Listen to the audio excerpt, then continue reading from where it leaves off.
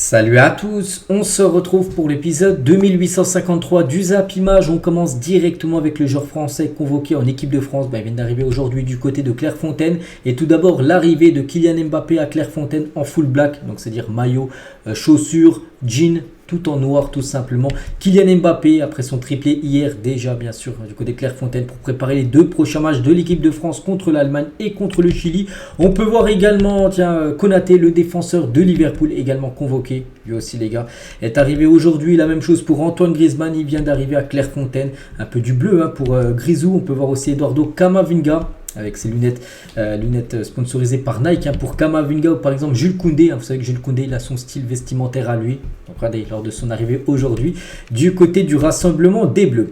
Et toujours avec l'équipe de France, et c'est officiel, Nike dévoilé deux nouveaux maillots de l'équipe de France pour l'Euro 2024. Vous avez déjà fuité pas mal de fois, je l'ai déjà montré pas mal de fois, mais cette fois-ci c'est officiel, c'est bien ça, le maillot. Donc là c'est maillot short chaussettes version domicile, donc en bleu blanc rouge tout simplement. Le maillot de l'équipe de France, donc avec bien sûr Nike, avec le col en bleu blanc rouge et le coq qui sera gros, c'est vrai qu'avant il était plus petit mais là gros, et de couleur dorée, avant il était de couleur blanc, donc il est tout simplement celui, mais en plus short et chaussettes bleu blanc rouge, c'est magnifique. Donc voilà, c'est officiel, c'est bien ça, le maillot de domicile bien sûr de l'équipe de France, porté par le basketteur Wembanyama, qui l'a déjà porté il y a déjà quelques jours, ce maillot magnifique. Et le maillot extérieur, celui-là aussi, je l'ai déjà dévoilé il y a pas mal de temps les gars. Donc ça sera le maillot à droite là de couleur blanc avec les lignes là bleu, blanc, rouge.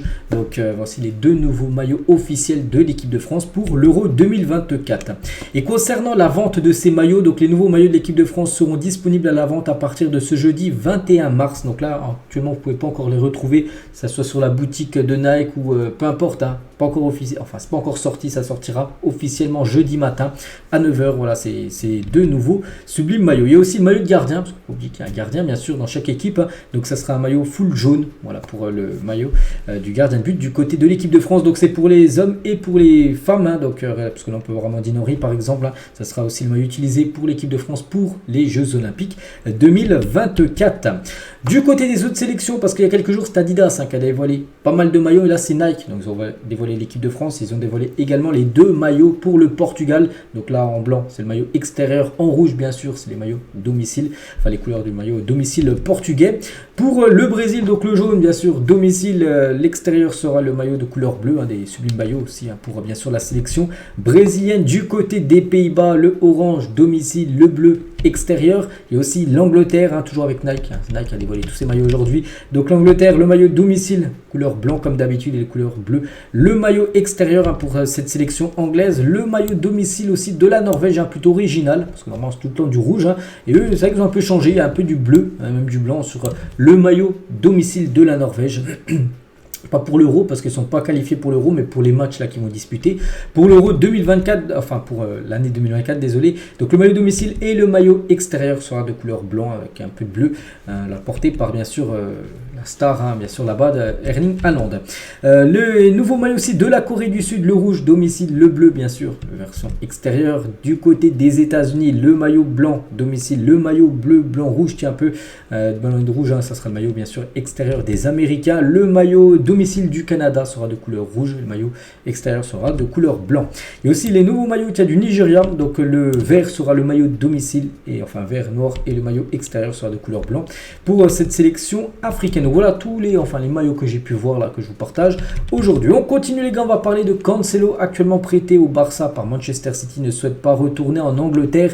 Il a demandé à son agent Jorge Mendes de le faire rester au Barça, que ce soit en prêt ou en transfert sec, peu importe, mais lui ne souhaite pas du tout retourner du côté de City, surtout qu'il joue défenseur droit à City. À Kyle Walker, il sait qu'il s'y retourne là-bas, il va être remplaçant, voilà, parce que je pense pas qu'il aura du temps de jeu, alors que du côté du Barça il joue tout le temps. Bon, hier il n'a pas joué, il n'est pas blessé, juste pour raison personnelle, il n'a pas pu jouer à cette rencontre contre l'Atlético, mais lui souhaite rester du côté de l'Espagne.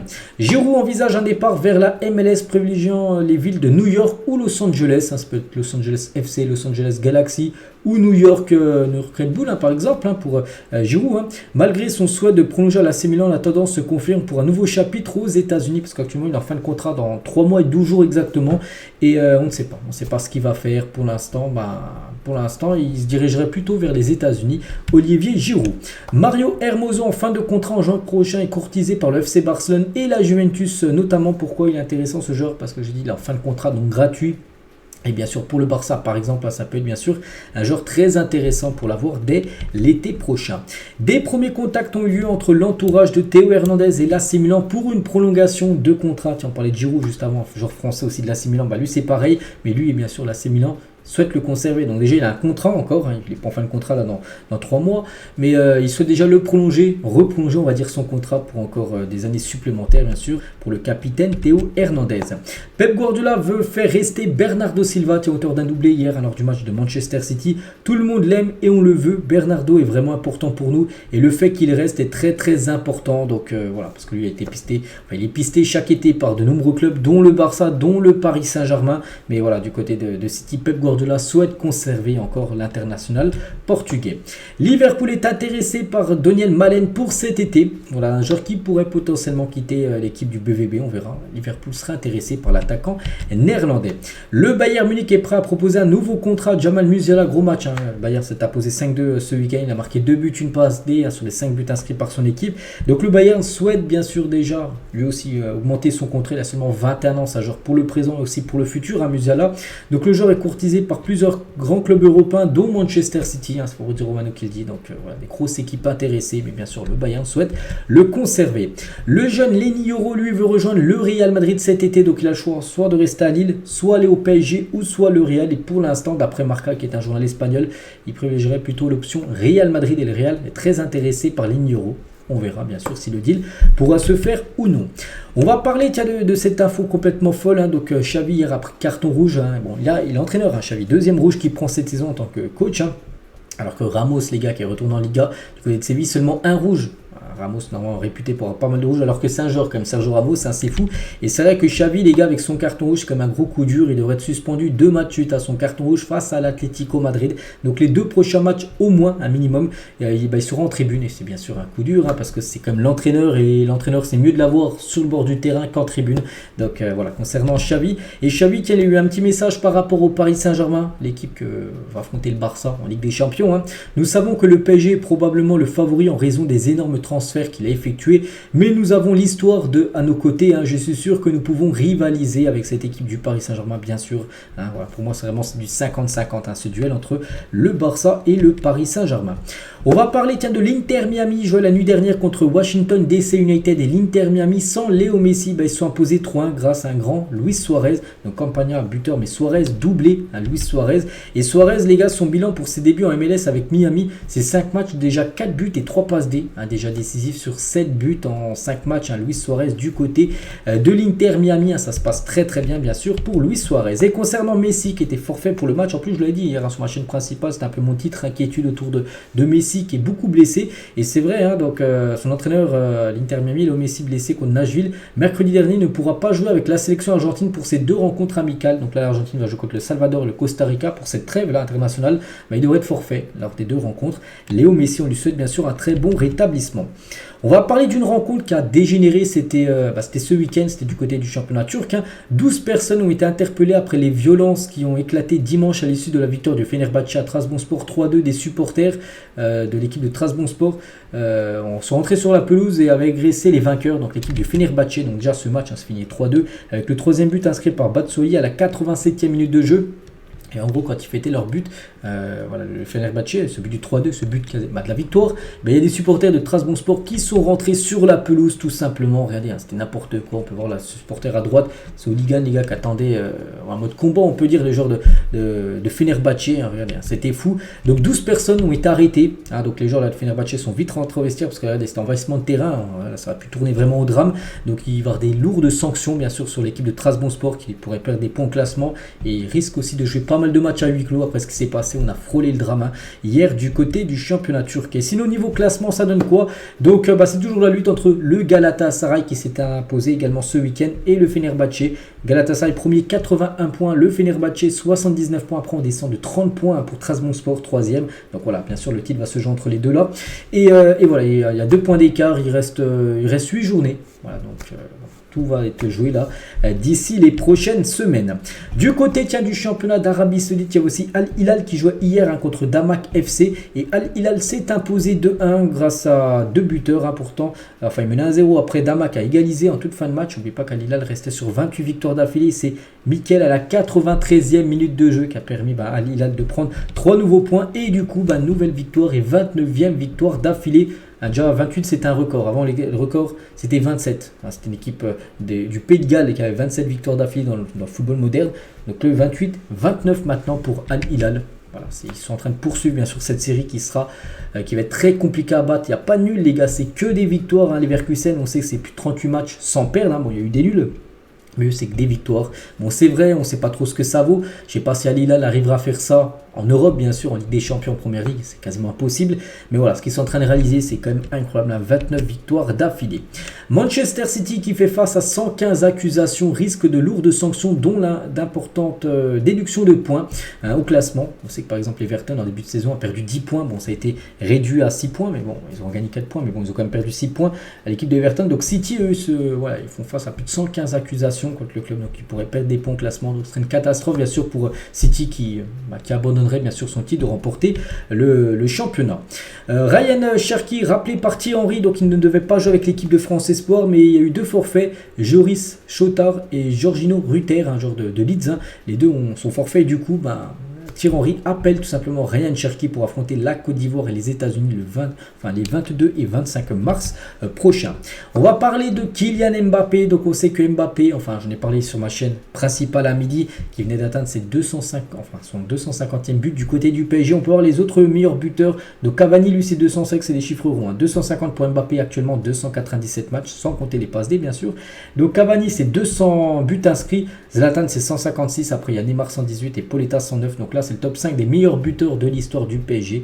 Donc concernant bien sûr ce classement, et regardez ses buts à Mbappé du côté du PSG, 172 inscrits en Ligue 1, 40 en Ligue des Champions avec le PSG, 34 en Coupe de France avec le PSG, 2 lors du Trophée des Champions et 2 en Coupe de la Ligue, cette coupe qui n'existe plus maintenant.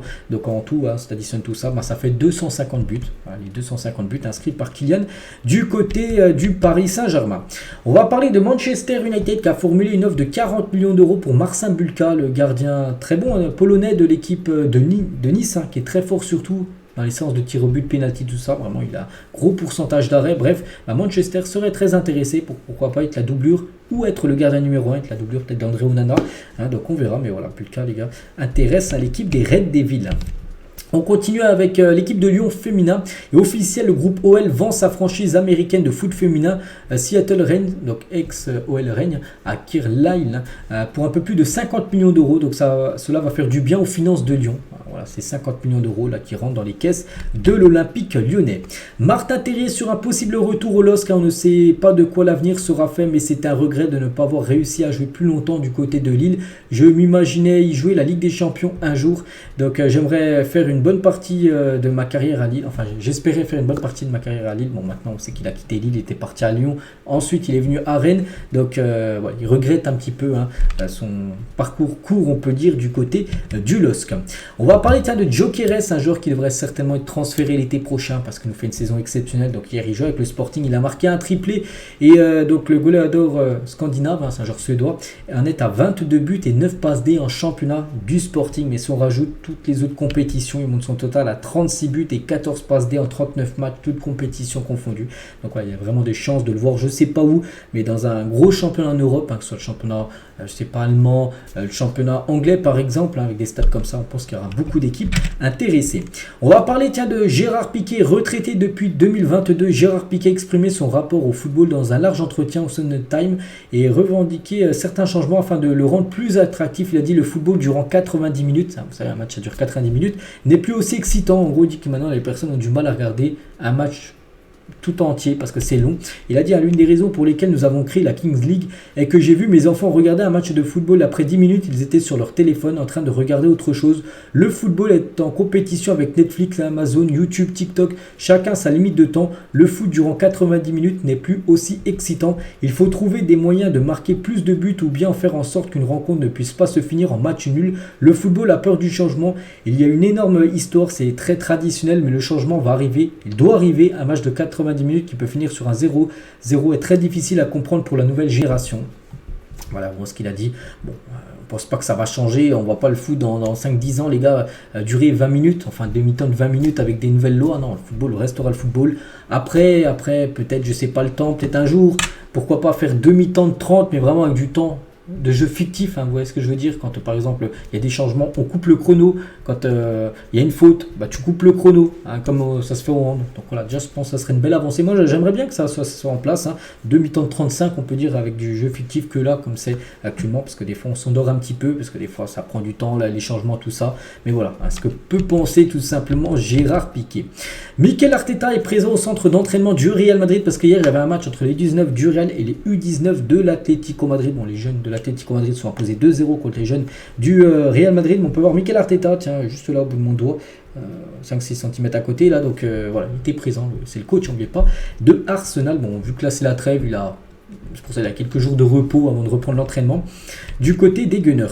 Sadio Mané est en France, hein, l'international sénégalais disputera 2 matchs avec sa sélection Sénégal et en profitera pour assister au match de Bourges Foot, club qu'il détient en National 2, donc c'était ce week-end, hein. Voilà. Bourges Avoine, c'est un match ce week-end, cet après-midi avec Mané en tribune, il était présent, bien sûr, Sadio Mané. Bruno Guimaraes est la priorité de Pep Guardiola pour la saison prochaine. Des contacts ont déjà eu lieu. Le Barça, Manchester United, le PSG, Liverpool et Chelsea sont également intéressés. Donc voilà, il y aura pas mal d'options. Après, ça sera lui de trancher ce qu'il compte faire, hein, bien sûr, pour la saison prochaine. Donc voilà, concernant Guimaraes, n'oubliez pas qu'il a une clause libératoire fixée à 115 millions d'euros du côté de Newcastle. Luis Enrique, je suis heureux, très content de retour à la maison. C'est un lieu très spécial pour moi, le retour pour lui à Barcelone pour la double confrontation PSG-Barça en LDC. Ce sont des équipes qui se sont affrontées à plusieurs reprises, hein.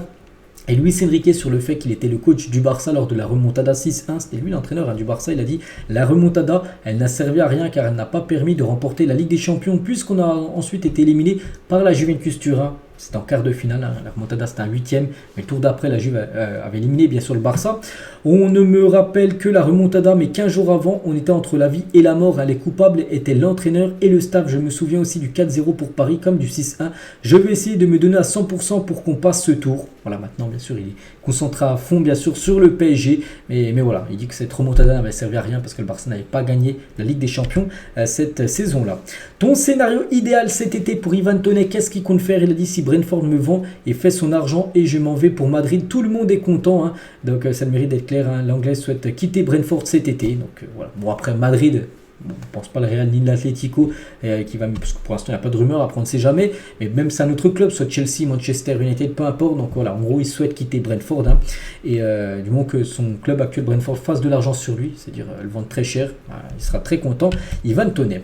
Regardez actuellement les joueurs qui ont le plus de chances de gagner le Ballon d'Or en ce 18 mars. N'oubliez pas que la cérémonie sera au mois d'octobre, hein, comme d'habitude, et actuellement c'est Bellingham. Si la saison s'arrêtait là, bon après il faut encore voir qui va gagner la Ligue des Champions, il y a l'Euro qui va compter, mais actuellement c'est Bellingham qui aurait 26% de chances de gagner le Ballon d'Or devant Mbappé et Harry Kane 21%, Haaland c'est 20%, ensuite Messi 11%, hein, Rodri 10%, Vini 8%, Kevin De Bruyne 6%, ou par exemple Salah 4% et Cristiano Ronaldo 3% de chances de gagner le futur Ballon d'Or. Mais comme j'ai dit, hein, il y a l'Euro, il y a la Copa América, il y a toutes ces compétitions, voilà, qui vont être prises en compte, il y a la fin de saison en Ligue des Champions, donc on en saura beaucoup plus, hein, d'ici quelques mois.